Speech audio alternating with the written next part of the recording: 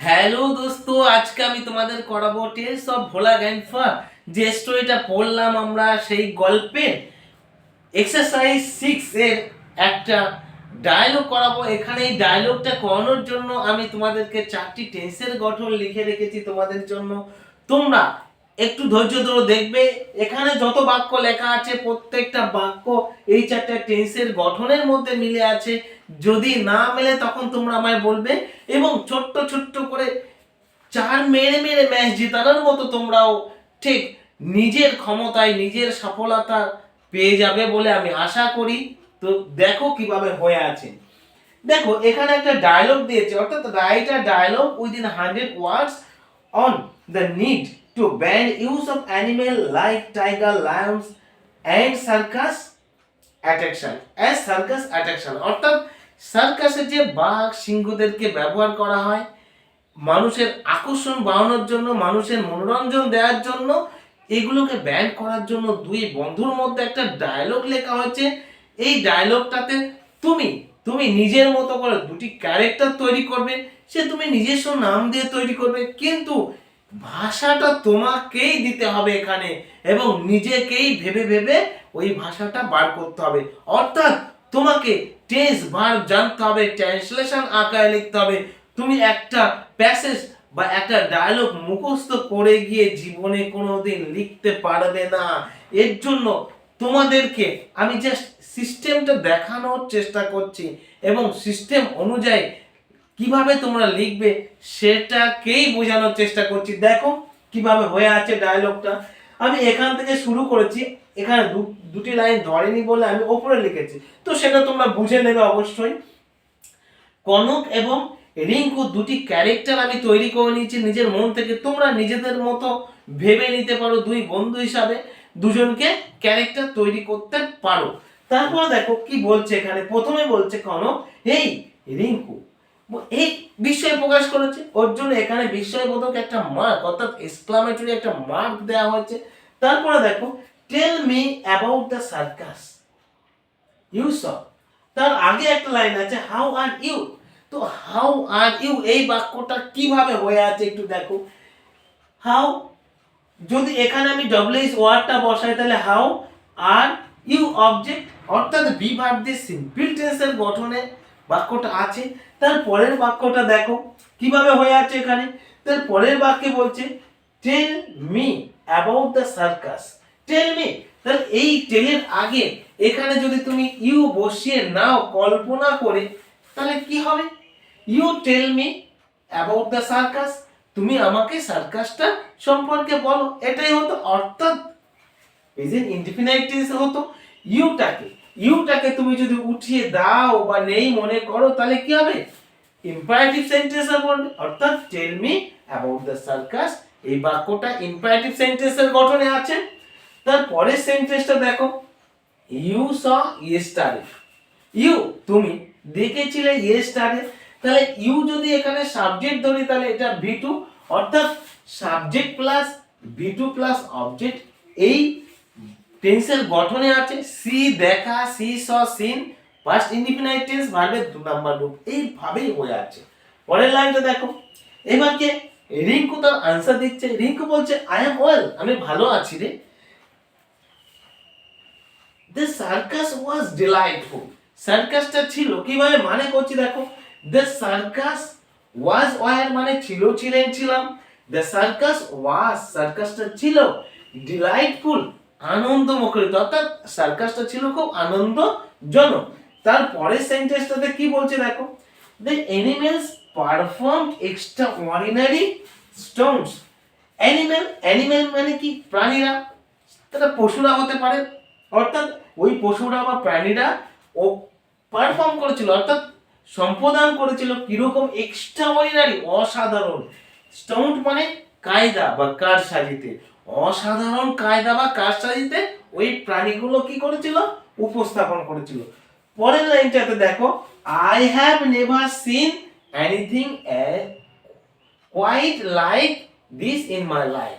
এই যে বাক্যটা কিভাবে হয়ে আছে তোমায় জানতে হবে, কারণ পরীক্ষার হলে গিয়ে তোমাকেই লিখতে হবে কেউ তোমায় সাহায্য করার জন্য থাকবে না।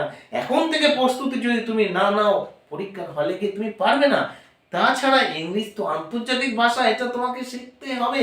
আর এটা শিখলে তুমি আন্তর্জাতিক মানের যে লাভ বেনিফিট সেটা তুমি পাবে। সুতরাং তোমাকে শিখতে হবে। 2-4টি সেন্টেন্স মুখস্থ করে কোনোদিন ইংলিশ শেখা যায় না। ইংলিশ শিখতে গেলে ফান্ডামেন্টাল যে দিক আছে সেটা হলো তোমাকে টেন্স শিখতে হবে এবং ইউজ পরিমাণ ভার্ব জানতে হবে। ভার্ব এবং টেন্স জানলেই তুমি নিজের ভাষায় লিখতে পারবে। নাইলে চাতক পাখির মতো অপেক্ষায় থাকতে হবে কখন এক ফোঁটা বৃষ্টির জল পড়বে আমি খাবো। অর্থাৎ কে কখন আমাকে একটু বলবে, আমি তাই বুঝে লিখবো, তাই দেখে লিখবো, এরকম থাকতে হবে। সুতরাং তোমাকে পড়তেই হবে। তো দেখো, I have never seen anything like this in my life. আমি দেখেছি present perfect tense. I have see স সিন আমি দেখেছি, আমি দেখিনি। Negative sentence I have never seen আমি দেখিনি। Quite I have never seen আমি দেখিনি। কি দেখিনি? সে কথা এখানে বলছে এনিথিং কোয়াইট লাইক দিস, এইরকম কোনোদিন আমি দেখিনি। অর্থাৎ প্রাণীদের এরকম সার্কাস আমি আমার জীবনে কোনোদিন দেখিনি। এটা কে বলছে? এই কথাটা বলছে রিঙ্কু। এবার দেখো রিঙ্কুর কথা শুনে কনক কি আনসার দিচ্ছে। ও ইয়েস, তাই নাকি রে? তারপর বলছে আই ওয়ান্ডার আমি ভাবি। Present indefinite tense I subject, wonder ভাবা বা বিস্ময় প্রকাশ করা। Present indefinite tense I wonder আমি ভাবি। How this animals R treated, কিভাবে এই প্রাণীগুলোকে ট্রিট করা হয় বা কিভাবে এই প্রাণীদের সঙ্গে আচরণ করা হয়। দেখো প্রেজেন্ট ইনডিফিনাইট টেন্সের প্যাসিভ ভয়েসের গঠনে আছে object plus am is are plus V3 plus by plus subject. এটা প্রেজেন্ট ইনডিফিনাইট টেন্সের গঠনের প্যাসিভ ভয়েসের গঠন, কিন্তু এখানে বাই প্লাস সাবজেক্টটাকে উজ্জ্ব রাখা হয়েছে। সুতরাং এই বাক্যটা প্রেজেন্ট ইনডিফিনাইট টেন্সে প্যাসিভ ভয়েসের গঠনে আছে। তো এখানে বাই দ্য সার্কাস ম্যান, এখানে বাইটা দেয়া আছে, কোনো সমস্যা নেই। অনেক সময় বাইটা দেয়া থাকে না, ওর জন্য আমি তোমাদেরকে ব্র্যাকেটের মধ্যে রেখে দেখালাম। হতেও পারে না হতেও পারে, এটা বোঝানোর জন্য। তার পরের সেন্টেন্সটা দেখো। তার কথা শুনে রিঙ্কু আবার কি বলছে? রিঙ্কু বলছে you are absolutely right. You subject, you are absolutely right object part, তুমি পুরোপুরি ঠিক বলেছো। Most of them look quite pale and sick. Most of them তাদের মধ্যে বেশিরভাগ প্রাণীকে, লুক লুক মানে কি তোমরা জানো? লুক মানে দেখানো না, এটা তোমরা জানো না। লুক মানে দেখা, এটা জানো। লুক মানে দেখা, এটা জানো, কিন্তু না, লুক মানে দেখা বা দেখানো এটা আলাদা ধরনের ভাব, দুরকম অর্থ দিচ্ছি। যেমন আমরা কি জানি? ফিড, ফিড মানে খাওয়ানো, ইট মানে খাওয়া। তাহলে এটা দুটি ভার্ব দুরকম অর্থ দিল, কিন্তু এখানে একটা ভার্ব দুরকম অর্থ দিচ্ছে। দেখো most of animal, most of them তাদের মধ্যে বেশিরভাগ। লুক, লুক মানে কি দেখানো, দেখায়, কি দেখায়? কোয়াইট ফেল, ফেল মানে দুর্বল। অ্যান্ড সিক, সিক মানে অসুস্থ, পুরোপুরি দুর্বল এবং অসুস্থ দেখা। আর ওখানে তাদের খাওয়া ভালো হয় না এবং সেখানে তাদের পরিবেশটাও ভালো না, ওর জন্য তাদেরকে এরকমটাই দেখায়। তারপরেরটা দেখো কিভাবে হয়ে আছে, পরের লাইনটা দেখে নাও। এবার কনক বলছে কি I knew from newspaper that. আচ্ছা তুমি এই পর্যন্ত একটা সেন্টেন্স করে নাও। I knew from newspaper. No, no মানে কি জানা। নো নিউ নোন, খেলা চলবে ভাববেন। ভাব যদি না পড়ো, ইংলিশ পড়া মনে হয় দুঃসাধ্য আমার দৃষ্টিভঙ্গিতে। আমার দৃষ্টিভঙ্গিতে আমি কথাটাই তোমাদেরকে বলছি, মিলিয়ে নিও আমার কথাটা। I knew from news paper, আমি নিউজ পেপার থেকে জেনেছি বা পড়েছি বা শুনেছি, এরকমটাই সেন্স দেয় এখানে। That animals are used, animals are used V3 in the circus. এই সার্কাসে যে সমস্ত প্রাণীদেরকে ব্যবহার করা হয়, এন্ডিওর এন্ডলেস সাফারিং, এই সমস্ত প্রাণীরা সহ্য করে। এন্ডিওরটাই ভার্ব, এই সমস্ত প্রাণীদেরকে সহ্য করতে হয়, অর্থাৎ তারা সহ্য করে। এন্ডলেস সীমাহীন, এন্ডলেস সীমাহীন যন্ত্রণা তাদেরকে ভোগ করতে হয়। এন্ডলেস সাফারিং অর্থাৎ সীমাহীন যন্ত্রণা তাদেরকে ভোগ করতে হয়। বুঝতে পারছো কিভাবে হয়ে আছে প্রত্যেকটা সেন্টেন্স, কিভাবে লেখা হয় প্রত্যেকটা সেন্টেন্স। পরের লাইনটা দেখো,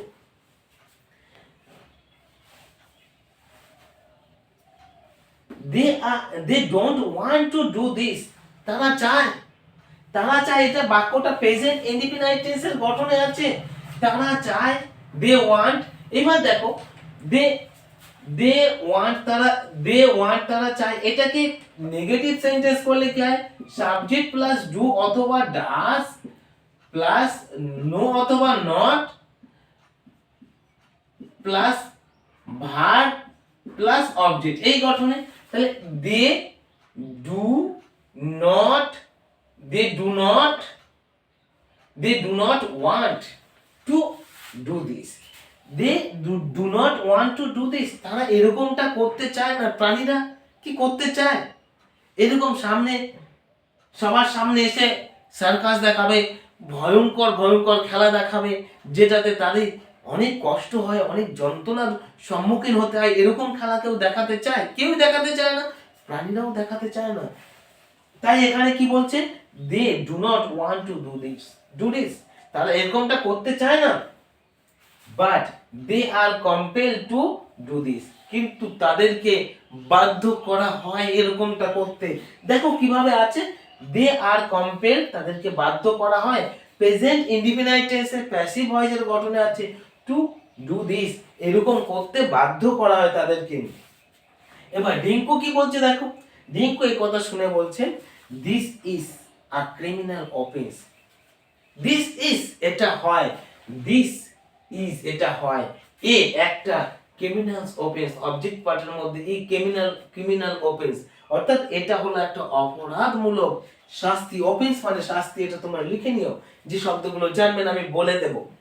তারপর দিস শুড বি ব্যান্ড, এটাকে ইমিডিয়েটলি বন্ধ করা উচিত।